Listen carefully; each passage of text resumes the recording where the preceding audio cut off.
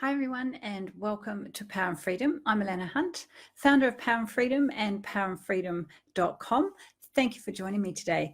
I've just been away for a few days. I had the wonderful privilege. I have two adult kids and they live in New Zealand, but my son was in this side of the world for business and decided to pop into England for a few days. So I've just been away hanging out with him up in York, which has just been amazing privilege and so much fun. But I'm thrilled to be back again with you today, and we're going to be talking about an awesome topic, which I'm calling the power of allowing. So come on in and join me, and let's have a chat about the difference between allowing life to take you where it goes, or where it, allow the events of your life to unfold. Some of them are good, some of them not so good, as we know as we get older, and how allowing life to sort of wash over you is much more powerful than trying to let go of things that are no longer useful. The power of allowing. The power of allowing it's an active choice. Yeah, I mean, life goes on, and there's so much stuff that happens that we're programmed. It's programmed deep in our brain, perhaps from the past, other people's ideas, what I like to call other peopleness. But there's a lot of automatic stuff that just sort of goes along in the background. We have a lot of things that just sort of happen on automatic pilot in a way. They're just kind of things that we do automatically that we don't think about. But active choices are things that we're choosing deliberately something. And there's a lot of power in a deliberate choice, or an active choice, or a conscious choice is probably a better way of actually saying that. And that's when you're aware of what's happening and you're making a chosen response. You're choosing your response to whatever the event is that's showing up. And this subject is kind of quite close to my heart, because one thing I've really struggled with, and in the work that I do with other people, I recognize a lot of people struggle with the idea of letting go. People say, "Oh, just let go, just move on," depending on what it is. "Oh, there's other fish in the sea," whatever it is, that circumstance. But it's kind of like, let go, get over it, move on. And you know what? That's a really hard thing to do. When we talk about letting go, it's something that I get a lot of resistance to that term. Now, there's lots of ways to phrase things, but when you say the words let go, move on, get over it, any of those sorts of things, you know what happens in your brain? Your brain is it's all about keeping you safe. It's all about keeping the status quo, making sure that everything is going as it is. It doesn't really want to change. It can change, but you have to actively let it know that you want it to choose. And there's a really strong difference between these two things. So when we talk about letting go, our brain goes, "Oh, I'm going to lose something." You might have heard this in terms of, we talk about losing weight. "Oh, I just want to lose weight. I put on some weight over the holiday season," or "I just want to lose some weight." And your brain goes, "Oh, no, no, no, I must hang on to that. I have to hang on to it with all my might, because if I lose something," yeah.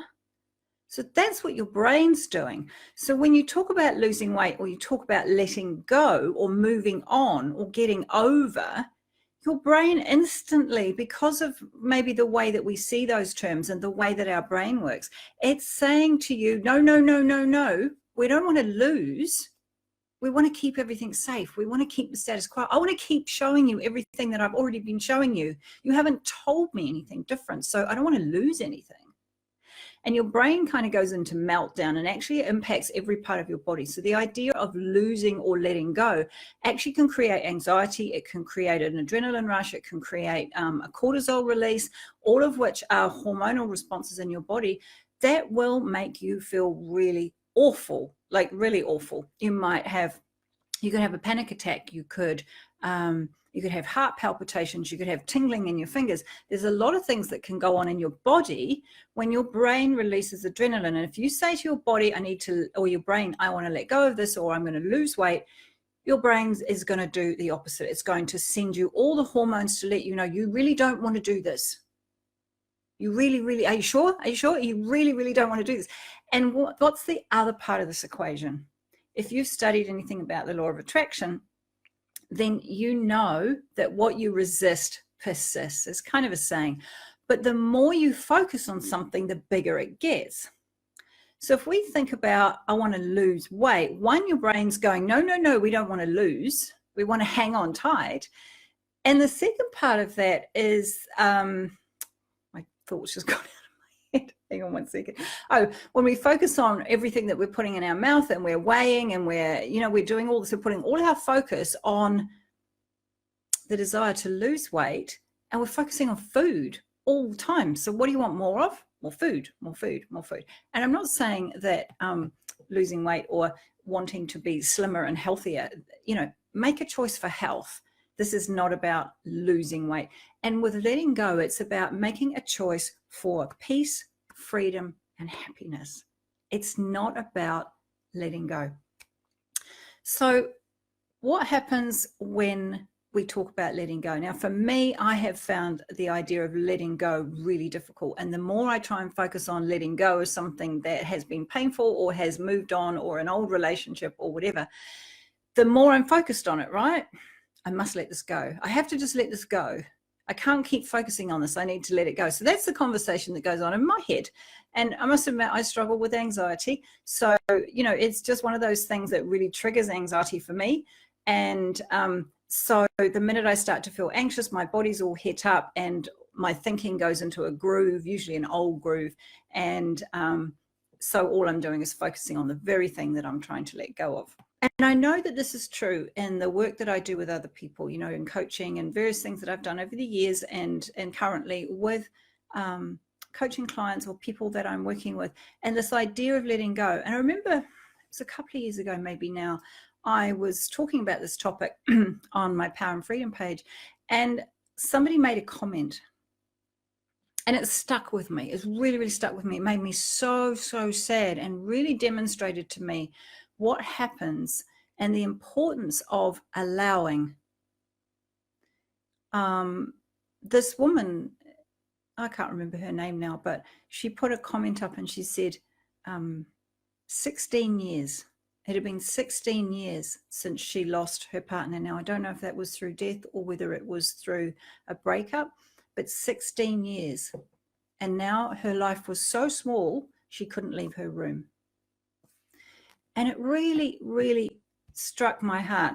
It really struck to the heart of me to say, if we want freedom in our life, if we want happiness, then we have to find a way to allow the things that happen, the events, to come and go in our lives. We're going to find ourselves otherwise stuck in a room 16 years down the track going, my life sucks, I can't move on. I'm stuck in this one moment when something changed. And that's what happens, it happens to so many people. Or you find a way to kind of live with this half-life. You're living this half-life. You're sort of straddling a line between one foot in the past and one foot in the now, or more importantly, the future, or more likely the future. And you're not really living. You're like, there's no freedom in that. Yeah, you're kind of chained to the past and you're trying desperately to break away. But the more that you try and step over the line, you just keep being pulled back, and you keep being pulled back, and you're making no progress at all. And you're not happy and you're not free. And the things that you want in your life, like another relationship, or the success that you want, or the happiness that you want, or the love that you want, or whatever it is that you're actually looking for, isn't coming to you because you're still stuck in a place where something changed, something generally that is painful, because it's usually loss that, it's loss. This is the silly thing. It's kind of a conundrum or an oxymoron, if you want to use quite a big word. But, you're stuck in this situation where you're trying to let go of a loss. It's like a double negative, yeah? Or I want to lose the loss. How about instead we turn it around and we say we allow life to show up as it shows up? And I tell you what, it's not always nice, is it? Sometimes it's really painful. Sometimes things happen, and we've talked a lot about some of the choices that we make and the unconscious programming and conditioning that goes on that often drives our choices. But, life doesn't always show us the things that we want. And in fact, I think we live in what's the word? a world of opposites. You know, for every hot there's a cold, for every loss there's a gain. And sometimes we're so stuck in the loss and trying to let go of the loss or the emotions that come with that loss that we don't actually move on. And so people say, well, you know, stop fighting, just let go. I'm like, and I, you know, that's a trigger for me. I have to be honest. When somebody says let go, I'm kind of like, yeah, well, you know what? If it was that easy, I would have done it. And I've said this before, you know, there's things that if it was that damn easy, you wouldn't be hanging on, would you? And so the idea that you're hanging on to something and you can actively just kind of open your hands and allow it to fall out, there's a lot of other stuff going on in your brain, in your body, in every part of yourself that is keeping that thing that you want to let go of, keeping it right here. You know, it's not a simple thing, but what you can do. So the idea of letting go is actually just about impossible. You can release something, and releasing something is part of allowing. But you're not, when you actively try and let go of something, so you go, I must let go of this, I need to find a way to let go of it, that kind of conversation is going to keep you stuck. A conversation that says, I understand there's a loss here, I'm going to allow that loss to be here in my space right now. I'm going to release how I feel. I'm going to release the loss in the sense that I'm just going to allow it to be. It will go in its own time. And the thing that I understand so clearly that often isn't talked about, Joanna's just saying, yeah, you hit the spot today. Kim's saying, I tried to run away from my trauma, but it followed me. Oh, doesn't it, Kim? Oh, God. Oh, I totally get that one. And then it comes back and bigger, stronger, and it bites you when you least expect it. And so, yeah, with trauma and things like that, you know, we have to actively work our way through that. You cannot run away. We cannot run away from the events of our life because they have far-reaching consequences, particularly things that are old, but even the things that are happening today. This is a really important point. A lot of the things that happen today that feel like losses, they trigger things that have happened in the past. And this is something I've learned quite strongly, and I've learned it quite recently, actually, how, and particularly with trauma, what happens is that you have this trauma and maybe it's buried deep, maybe you're not aware of it, maybe you have some aware of it, but maybe there's some memories you don't actually have access to, but it's there. It's in the background, it's playing like a record, it's driving your choices, it's driving your behaviors, it's driving your reactions, you know, it's driving your emotions. And then what can happen is some other event later on, another big event, if you like, can happen. And it triggers everything. And suddenly you find yourself in this new situation, reacting in a way that's like, okay, it's a difficult situation, probably, you know, maybe life-changing, but extreme. Like in the depths of despair, total breakdown, and you're just like, okay, I get that this is hard, but seriously, what's going on here? Other people have survived this. Other people have coped better. What's happening? And what I have discovered is that sometimes what happens is it triggers old trauma. And so all that stuff from the past comes rushing back to today. And not only are you dealing with the sad loss or event or difficult time that you're experiencing today, now you've got it compounded by everything that's happened in the past that was also painful. Your brain's putting it all together as one thing, and just, it's insurmountable. And it's really, really tough to deal with that. So when we talk about letting go, particularly if you had losses in your life before, your brain's like, here, no, hey, let's not repeat that. Let's not do that. So instead, you can make an active choice. Making an active choice to let go doesn't work. It keeps you stuck. It keeps you focused on the very thing that, you know, you've lost and that you're trying to let go of. Makes sense, right? But you can make an active choice to allow. And I was chatting to somebody about this the other day, and really how the conversation went, it was actually around grief. But it's, you know, whether it's grief, you know, any loss, anything that we're trying to let go of is in some way painful. Otherwise, we'd keep it with us, right? And you don't want to let go of people. You don't really want to let go of anything. What you want to be able to do is allow it to be, to keep moving with your life. Because if you let go, and if you truly let go, in a way, you kind of lose a part of your life, particularly if it's around a person. So somebody that you were in a relationship with, or somebody who's died, you don't want to let go of those memories. Otherwise, half of your experiences, or a huge amount of your experiences, you kind of got to let them go as well, but they're a part of you, right? So we don't really want to let go. What we want to do is allow life to move forward, allow us to continue taking a step day in and day out. And as we create new memories without the person that we've lost, or that we feel we need to let go of, however you want to phrase that, those memories with them become smaller. They're still a part of us. They're still important. They're still the treasure. But they lose their emotional charge. They lose the sadness. They lose the grief. They lose some of those things because they fade a wee bit. And people say time heals. Time on its own doesn't heal. Allowing heals. Releasing heals. But time, 16 years and sat in a room, not able to leave the room, time didn't make any difference for that lady.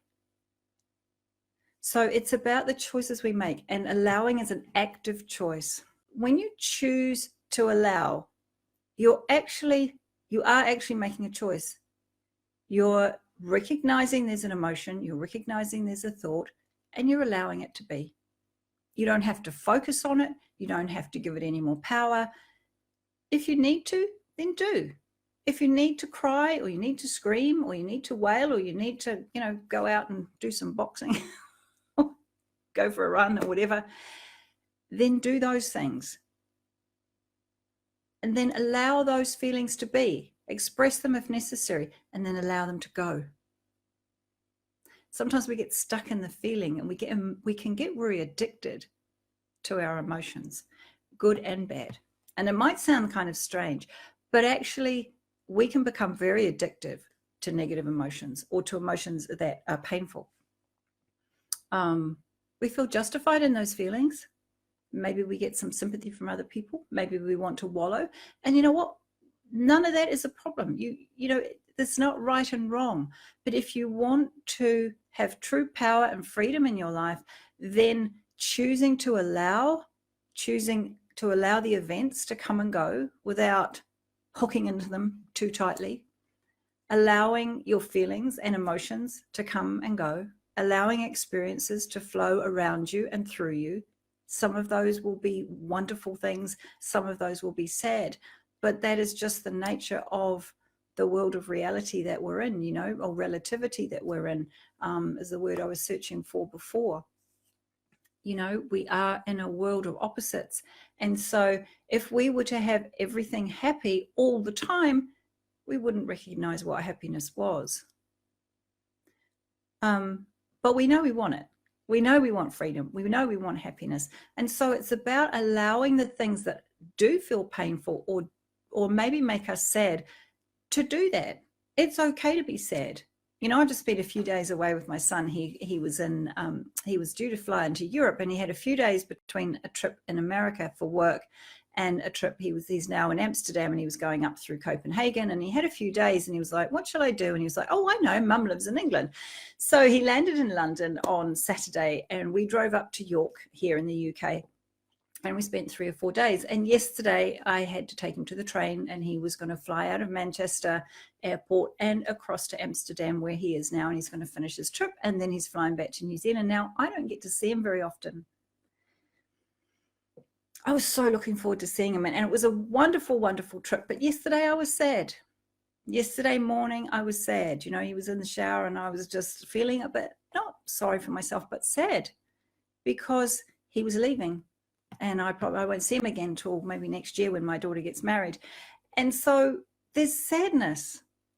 But I was so grateful at the same time for the wonderful time and the experience and the happiness that we had together, And although he was not gone from my life forever, We never know what life is going to deliver. And so I felt my sadness. I allowed my tears to fall. And I held that moment just for a few moments. And then I allowed it to go. And I focused on, I've still got some time. We're going to the train. I get to spend some time with him. And then I'm going to be driving home and I'm going to see my partner who I hadn't seen for a few days. And you know what? It's only a tiny thing. And obviously that's not like some of the massive losses that can happen or the difficult things that can happen in life. But it's an example of allowing those feelings to just be. It's okay. You know, and what this is one thing I feel very strongly about, having, you know, my own trauma, that I am dealing with, because, you know, it's not all gone. It still bites me from time to time. But I chose to actively start working backwards and healing through some of my trauma. And the reason was that it's showing up in my life today. And I don't want it to keep showing up in my life today, because you know what? Those people have already taken enough from me. They don't get to take any more. And so by empowering myself to focus head on and look at, you know, these things that are in the background, that were part of what shaped me many, many years ago, it's an empowering choice. People say, well, don't live in the past, let it go. Well, I couldn't let it go. My brain had let a lot of it go, or in the sense that it had buried it, so in my consciousness, but it was showing up today. And so I made an active choice to go back and have a look at it and start healing it and moving it and reframing it, and absolutely reframing it, and as a lesson or as a blessing, because we know that everything that happens makes us who we are today. Sometimes that doesn't feel like it's enough. It's like, yeah, but you know, I could have been a different person. I could have been a better person. My life could have been different. I could have been more successful. I could have been, you know, blah, blah, blah. But when you really understand that everything shapes you, and you also get to the point where, you know, can look in the mirror and you go, you know, I really like you. And that's a journey, yeah? And we were talking about self-acceptance last week. But when you can do that, then you can begin to release the anger and the grief and the hatred and the whatever else emotions that you're feeling around the things that have happened. Some of those things, you know, have happened to you. Some of those things have happened without your choice, without your agreement. But when you are able to integrate that into who you are and how you operate in the world, with understanding, with compassion for yourself. And this is one of the biggest things that I've learned, is compassion for yourself. It's okay to have pain. It's okay to feel pain. Be kind to yourself. Show compassion, show love, show understanding, show empathy to yourself. And you do that willingly and actively by allowing yourself to feel how you feel. So important. So it's not just about allowing events to come and go in your life, but it's allowing yourself to be who you are in each and every moment, and that's okay. Let the flow, let the energy flow in and out. Don't always be searching for the I must be happy, I must be amazing, I must feel awesome, because sometimes you're not going to. And that's okay too, you know. Allow it. Create space and bring compassion. And you know what? That compassion is healing. It's calming. It's peaceful. It allows you to sit right here in this moment and be okay without second guessing yourself, judging yourself, being unkind, telling yourself you need to move on or you need to let go or to be something different. You can just be, and that's enough. Let me just check these comments. It's all just going off a bit here. So Lindsay's just saying, hugs, I sent my kiddos back to school today. So I relate to this. Absolutely. And you know what other people might see as, well, so what? Your kids went back to school? That hurts your heart. It hurt my heart when I used to send my kids back to school. They're well past that now, but I get it, you know, and it's those little things. Allow it to feel sad. Allow yourself to feel sad. That's okay. And then get up and carry on with your day. Um, Joanna's just saying that's so great, Allanah. Thank you. Or when we need to let our kids fly their own journey, we need to step back. And that's a hard one. It's so hard. And I think when my kids left home or were, in the process of leaving home, I don't think I realized how much of a loss that was for me. I know now in hindsight that I was trying to find something to fill the gap, and I didn't choose good things to fill the gap. I could have chosen differently, and some of those choices have come out as very painful, and that I've had to allow myself forgiveness and compassion to what was actually going on at that time in my life. I didn't recognize it at the time, but in hindsight, I paid a price for not having the awareness of what was going on, not being aware, not allowing myself to feel how I felt, to be real, to be honest. And so in trying to run away from feelings that I didn't want to recognize, or that triggered things from the past, or, whatever was going on, in trying to run away, I created a nightmare for myself. So this is where a lot of this old stuff, and becoming really self-aware and becoming really showing compassion and understanding and stepping into what's happening right here today, and trying to being able to separate that from what has happened in the past and what might be going to happen in the future, allows you to just be okay today, to make good choices, to be able to look through eyes of wisdom, to allow yourself to, and sometimes you just have to sit with your feelings for a while. And that could be a few months. It could be 2 minutes. It could be whatever it is for you. There's no time limit. When so much of your life is lived on autopilot, and certainly if there's trauma and buried trauma, and we've, you've been talking a little bit about that today, Kim, trauma and abuse. And when there's buried trauma or buried abuse, you don't have the awareness, especially if you don't remember it. You don't know how it's impacting on your life today. But when you start to look at it and you start to understand why you're making the choices you're making, or you have made the choices that you have made unconsciously or subconsciously, and I think more unconsciously, because seriously, you have no awareness of them at all. They're just on automatic pilot. They're part of your conditioning. And so what happens is that when you raise your awareness to your behavior and to the things you say and to the things you feel, and you allow them to be, and you sit with them and you look at them, then you can begin to trace them back. And we've talked about the reflection connection on another live, and that's a really powerful tool that you can use. But allowing, the most important thing about allowing is that it lets you be here right now in this moment and know that you're safe, you're absolutely fine. And unless you're being chased by a bear, that's a different story. It might feel like you're being chased like a bear. The anxiety might be up, the adrenaline might be rushing. You could be having a panic attack. You might be falling into despair. You may be feeling depressed. And when I use the word depressed, I don't use it lightly. All of these things can happen as a result of the events of our lives. Some of that's a trigger. Some of it's a reaction to what's happening right now. But you know what? It's all okay. When we fight it,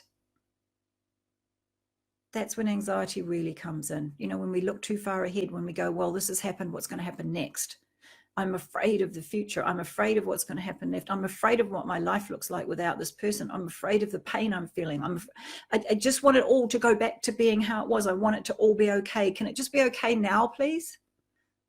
I don't know about you, but I found that way when, things get really tough, and sometimes you're just like, I don't actually want to deal with this. I don't want to feel this. Just make it all okay now, please.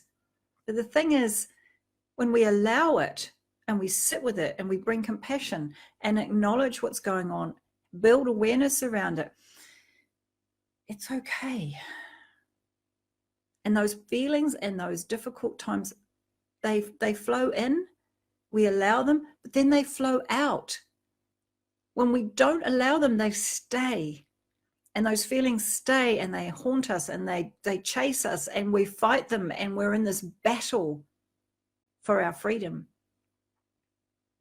Internal freedom, mental freedom, physical freedom, because all of this emotion that gets trapped in our body, when we don't allow it to be and then to go, because nothing stays forever. That we don't live in a world where anything stays the same. It's constantly changing. So from one moment to the next, something will change, or from one day to the next, or 1 month to the next, or 1 year to the next. Whatever that time frame is, things are always evolving. And so those feelings, that intensity, that awfulness that you're feeling today is impacting your body. So do yourself a favor and choose health and wellness by allowing, and then allowing it to also pass. Don't try and let it go. You can't actively let something go unless you're standing on a cliff and you drop something. It doesn't work with the internal stuff, because the emotions that we feel, they're not just this thing that kind of surrounds, they're in every cell of our body. And it's really important that we understand this at a deep level. It's not just a feeling that's in our brain or just comes through our heart. It's in your body. And if it's not allowed to be and then to flow out, it's trapped. It gets trapped and it builds. And then the next thing sits on the top, and the next thing sits on the top, and the next thing sits on the top. And over time, those trapped emotions are eating away at your health and your well-being. So allowing is a choice for peace, for freedom, for happiness, for wellness. It's a choice for you. It's self-care. Whatever words you want to put around this, it's a really, really powerful choice that you can make. Angie's just saying, yes, I can relate. It's been hard for me to accept emotions, especially crying, because it was safer for me as a kid not to show emotions. Yeah, absolutely. Emotions will get you very hurt in a lot of situations. Certainly when you're in an environment where there's abusers, you show weakness. Wow, what does that mean? What they see as weakness, because crying isn't weakness, not in any shape or form. It's just part of allowing your emotions. It's just a natural response to something that's sad. But people who are abusive see tears as weakness, and they'll find a way to push those buttons, and they'll keep pushing them. So no, it's not safe to show your emotions. You shut down your emotions and you think you're safe, and you're safe from outside, but you're not safe from inside. And this is the horrible thing about trauma, and particularly about abuse, is that all of that stuff that's happened to you is stuck, particularly when we can't express our emotions, because ultimately we're learning to survive. Yeah, it's a survival technique. Do not feel emotions. Do not cry. I must control my environment. I need to keep myself safe. It's a survival technique. If you were in a cave and there was bears outside the cave, you would find ways to survive. You would light a fire. You would get all your food in. You might block up the entrance. You wouldn't you try and make yourself smaller. You would do everything in your power to survive. And particularly when we're children, and we're in abusive or neglectful or traumatic, we have traumatic experiences, it teaches us to survive. We do whatever we can, literally, to survive, as if there's a bear outside there, because one wrong move, all hell breaks loose. And bringing compassion to that, to the fact that you were a little child and you were just trying to survive. But those things, those techniques and those skills that you learned are showing up today, and they don't work in our adult world. Sad, because we've already been hurt, and now we have to untangle that hurt, and we have to allow it to be. We have to feel how we feel. Some of that's very painful. There's memories, there's emotions, but though getting those emotions out is going to free you. It's going to free you from the past, but it's also going to free you for the future that you want, because instead of everything replaying on automatic pilot, you're choosing with awareness. And there's so much power in that. So, a bit of pain, I'm minimizing. I don't mean to minimize, because it's not just a little bit of pain. Yeah, it hurts like hell. And it can go on for a while. But you know what? You're empowered. You're choosing. You're taking your life back. You're not in survival anymore. You are the one who's choosing. And it's an amazing feeling. Experiences, they shape us. They make us more of who we are, because my personal feeling is that each time we have an experience, it's like we have the opportunity to decide who we want to be in response to that. So each time we're becoming more and more of ourselves, we're making active choices, active responses. And if you're on a journey of personal development or improvement, or whatever words you want to say, to me, it's just stepping more fully into who you are, like peeling an onion. Yeah. So each experience that comes up, it's your chance to demonstrate who you want to be. What is the truest version of me that I want to bring to this? We talk about responses and we talk about reactions. Reactions are the old stuff.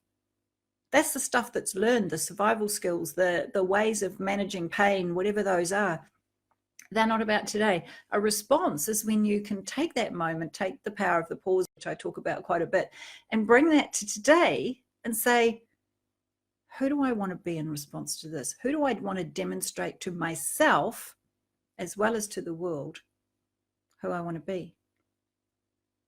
Because part of building your self-esteem and part of your self-worth is about being the truest, most amazing version of yourself. And so each one of these, as Joanna says, life lessons that come along, or experiences that come along, they're your chance to demonstrate, to show yourself who you are, to go, oh, wow, I didn't react the way I reacted, 20 years ago, or for the last 20 years. Today, I made a different choice. Today, I grabbed my personal power and I showed up like this, because this is who I am. This is who I choose to be. This is the person I want to be out there in the world. And it's not about control. It's not about going, oh, I must be this, and putting on a face and responding in the appropriate way. That's not what this is. This is about allowing yourself to demonstrate who you are, allowing yourself to be real. Sometimes that comes with vulnerability. Not everybody's going to like it. That's okay too. Allow them to feel how they feel. Allow their responses to wash over you. You don't need to take those in. Just allow it to be. And look at the choice you've just made and gone, yeah, that's who I am. That's who I want to be. I'm so proud of myself. Good on you. Look how far you've come. Do that self-validation stuff. Allow yourself, bring compassion, bring love, bring kindness, bring empathy, all that empathy. And I know so many of the people here today are really empathic and really kind and loving people. Bring that to yourself. Yeah. We're so busy often giving it to other people, we forget that actually the most important person we need to give it to is ourselves first. Because as we give ourselves compassion and we show empathy, it allows us to be more of who we are, so that we can be more of that to other people. Yeah. It's brilliant how this stuff works. Allow everything. That's kind of a deep, kind of almost Zen, Buddhist kind of way of saying it. But really, I'm talking about, yes, taking those principles, but bringing them to everyday life and allowing what shows up and how you feel about that. It's okay. Allow it to be. Allow it to come in. Allow it to go. Allow it to stay for a little while if it needs to. That's okay too, Don't try and push it away. And that's when we try and push, it gets bigger and stronger and more painful. Allow it to stay. Healing takes time. Grief takes time. Lessons take time to assimilate. And, that's kind of, the word assimilate is one that I like to use when I'm talking about this sort of stuff, because just like I said, all those trapped emotions that are in every cell of your body, we need to allow those to go. We need to create more positive, bring more gratitude, bring more joy, bring more happiness, bring more freedom to sit on top of that, so that those things can just flow out. But also, when we're learning to be different, or when we're allowing things to be different, it takes time for that allowing, or for those new experiences to assimilate. It's going to reprogram your brain, but it's also going to reprogram every cell in your body, and that doesn't happen like that. It takes the time it takes. And when you allow, we talked about self-acceptance last week. We also talked about accepting others.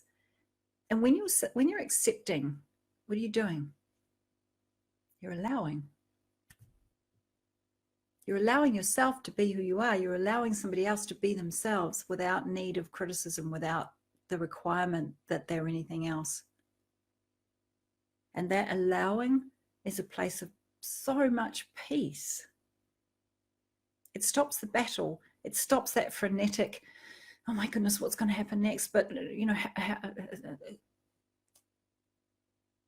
that panic that can start to rise inside of us, that keeps us in a world or a physical being of triggered hormones and triggered chemicals, which are, impacting our body. When I talk about power and freedom, and I talk a lot about caring for yourself, things you can do for yourself. And sometimes I've had people say to me, yeah, but what about other people? Isn't it about taking care of other people and being there for other people and putting other people first? And I'm like, yeah, no. Kiwi thing, yeah, no. Because do you know what? It's not selfishness to take care of yourself. It is absolutely vital. This is your life. This is your chance, whether you believe in reincarnation or not. This is your chance in this experience to grow into the person that you are, to become the fullest expression of what that is, who that is, to overcome the challenges, to find a way to bring yourself into alignment, if you like. Alignment, body, mind, and spirit. And until you can do that, we're creating chaos in ourselves, and we're creating chaos around us. And I'm not saying we can eliminate all the chaos around us or within us just by allowing, but it's one of many tools that you can use, that you can bring compassion. It's a big word, but it's so important. We show so much compassion to other people. We show empathy to other people. Someone's having a hard time. We want to be there. We want to help. We can't always say something, but we want to be able to, they say, what is it? A problem shared is a problem halved. We want to be there to help others, but we forget to be there for ourselves. And you have to do that first. You have to heal yourself. You need to have a strong relationship with yourself. It's the foundation for everything. Absolutely everything. Your life is a reflection of you. So, what do you want to experience? Become the truest, highest version of yourself bit by bit, by allowing, the experiences of life to shape you, to show you your beauty, because that's what they're doing.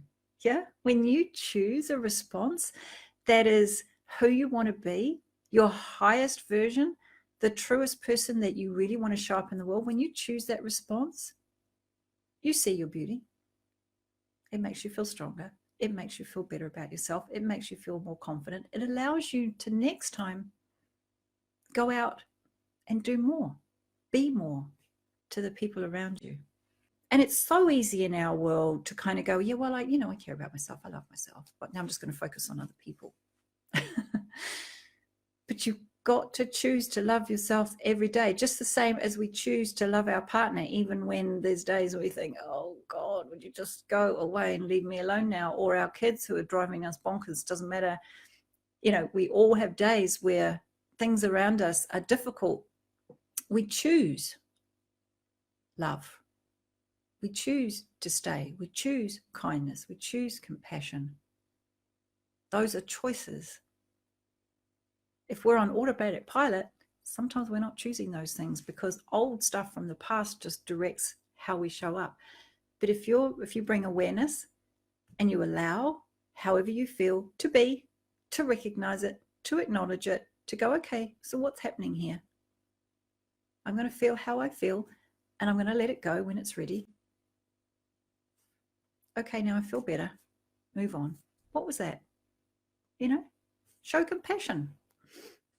But this power of allowing is a huge, huge thing. And if you can bring that into the way that you are in your life and allow yourself and allow others, and just allow the events and allow the energy of what is happening around you, the events that are happening around you, to you and to the people around you, just allow it to be, you will find so much more peace. You will find so much more happiness. And there's freedom in that. There's healing in that. And you can be present in this moment right now. And I know for me, I spent a lot of my time, years, trying to escape what either the past or the future or my feelings, more likely, more accurately, trying to escape my feelings in the moment. And you know what? I missed so much of my life.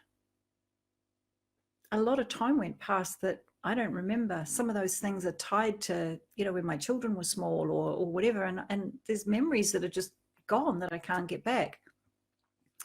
So when you allow, you're in the moment today. And when you have the moment today, people say as you get older, your life goes faster. And I had this conversation with someone actually just a few weeks ago. And I said, you know what, I think what it is that we get so busy with everything that happens in our lives, we forget to live right now. And so we miss it. Kids are so in the moment. I'm cutting I'm playing the Play-Doh, I'm playing in the sand, they're experiencing here and now every single minute. We're so busy focusing on what's next or what we did yesterday, or that you can call them the practicalities and responsibilities of life, but life is happening now. And if you're not in it, it's gone. And you look back and you go, where did all those years go? How many times have you said that? Yeah. And I'm not saying you're going to slow down time, but in some ways it makes a difference. So allowing lets you just be who you are, how you are in the moment. I'm feeling this moment. I'm experiencing this moment. I'm connecting to this moment, and everything that happens is okay. I am grateful for everything. I choose to allow. I choose to allow it to come in, and I choose to allow it to go. Not in a way where I'm fighting it and I'm pushing it away, but in a way where I'm just allowing. But allowing what is right now is the fastest way to reduce that panic, to reduce the anxiety, and to make good choices. Don't make a choice, what is it they say? Don't make a permanent choice from a temporary feeling or a temporary emotion. So when we don't allow those emotions, they build and they build. And at some point we have to make a decision, and we make a decision that's still actually based in something that should have been temporary, but we have made permanent. And it's not the right decision for us because we're in reaction. So when you allow, when you just let it be, you can allow that feeling to come in. And because you're allowing it in, you're also allowing it out, which then puts you back into a place where you can make the right decisions, where you can move forward in a way that speaks of who you are, where you can step away from the conditioning of the past and focus on what right now and what do you want today, maybe what do you want tomorrow. That is allowing. I'm just looking, make sure I've got no other comments down here. So I've just put, allowing lets you stay present in the now. It promotes healing. It removes resentment. And it eases grief. And the reason it does that is because you allow those feelings to go. They'll come back. They're painful. They'll hang around for a bit. That's all good. But at some point, if you allow them to go, they won't stay forever, and you won't stay stuck in a moment that is life-defining well, I don't like to use the word shouldn't, but some of the things that are life-defining for us are part of a cycle of life, but we stop in that moment because we don't allow. We try hard to let go, but we're fighting. We're in a battle with ourselves, and it's a battle we're never going to win. How are you going to win a war with yourself? Yeah, it's only losers, if you want to think about it that way. So allowing is a powerful process that you can bring to your life. Try and do that. Maybe have a think about that. See if there's some places in your life that you can bring some more allowance, some more compassion, some more kindness, and some more love to yourself, and therefore to others. So that's today. In the meantime, have a fantastic weekend. Take care. Have a fabulous weekend.